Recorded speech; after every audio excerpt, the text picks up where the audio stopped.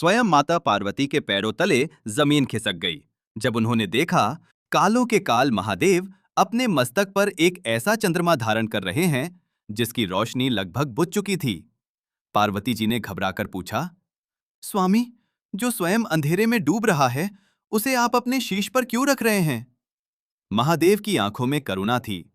उन्होंने धीमे स्वर में कहा, क्योंकि शरण में आए पश्चातापी भक्त की रक्षा करना ही शिव धर्म है।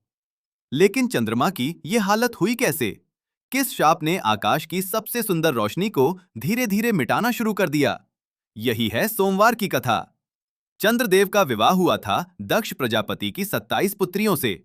ये 27 पत्नियां ही आकाश के 27 नक्षत्र मानी जाती हैं। लेकिन चंद्रदेव का मन सिर्फ एक पत्नी में बस गया, रोहिणी। बाकी पत्नियां प्रतीक्षा करती रहीं, प्रेम की नहीं, सम्मान की। दिन बीतते गए, शिकायतें बढ़ती गईं। आखिर वे सब अपने पिता दक्ष के पास पहुंची। दक्ष ने चंद्रदेव को समझाया, तुमने 27 कन्याओं से विवाह किया है, तुम्हारा धर्म है कि सबको समान सम्मान दो।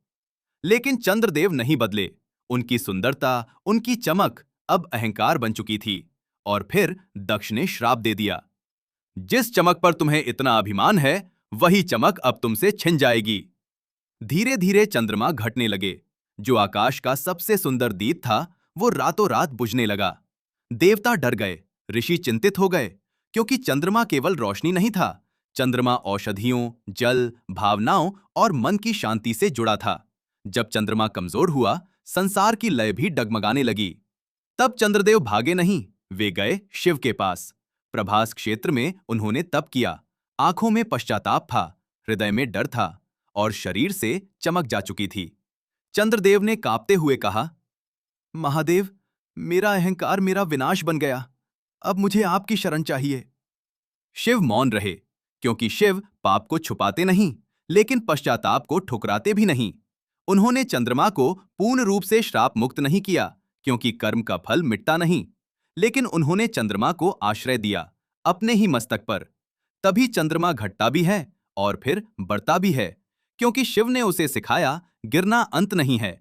अगर शरण सही हो तो घटता हुआ जीवन भी फिर से पूर्णिमा बन सकता है। इसीलिए सोमवार को शिव की पूजा होती है, क्योंकि सोम यानी चंद्र और शिव हैं सोम के नाथ, सोमनाथ। इस सोमवार जब शिवलिंग पर जल चढ़ाएं तो सिर्फ इच्छा मत मांगना, अपना अहंकार भी चढ़ाना, अपनी गलती भी चढ़ाना, अपनी टूटती हुई रोशनी भी चढ़ाना।